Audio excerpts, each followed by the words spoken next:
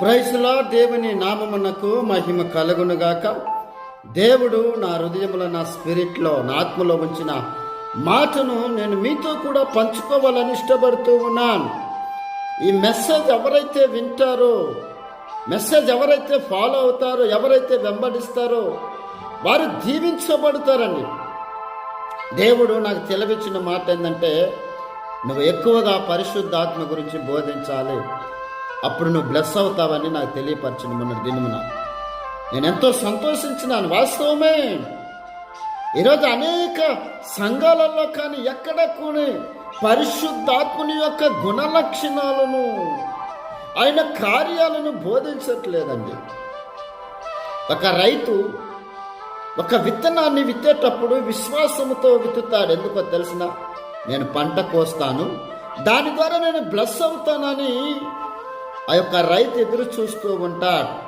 అదే విధముగా ప్రతి సేవకుడు బ్లెస్ అవ్వాలంటే, దీవించబడాలంటే, ఆశీర్వదించబడాలంటే ఫస్ట్ మొట్టమొదటిగా బైబిల్ వాక్యము సెలవిస్తుంది, ప్రియుడా నీ ఆత్మ వర్ధిల్ల కొలది నీవు అన్ని విషయంలో వర్ధిల్లుతూ సౌఖ్యముగా ఉండేది అని వాక్యంలో మనము చూస్తూ ఉన్నాం.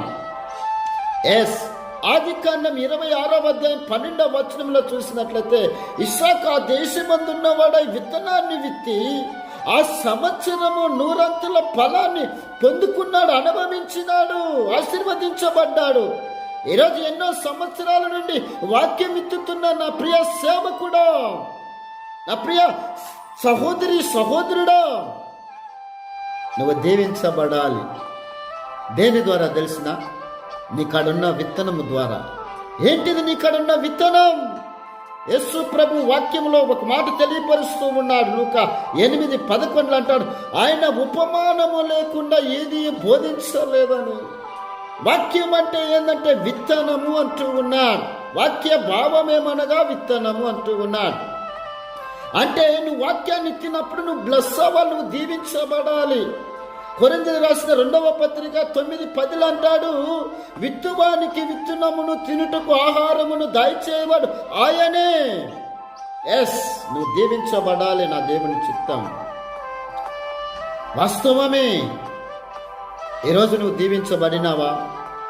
ఇంకా నువ్వు దీవించబడట్లేదంటే, యోవేలు గ్రంథం 1:17 అంటూ ఉన్నది, విత్తనం అంట మట్టి పెడ్డల కింద కుళ్ళిపోచున్నది. నీ సంఘము బ్లెస్ అవ్వాలి, నీ కుటుంబము బ్లెస్ అవ్వాలి, నువ్వు బ్లెస్ అవ్వాలి, అన్ని విధాలుగా నువ్వు దీవించబడాలి. ఇస్సాకు అదే చేసిండు.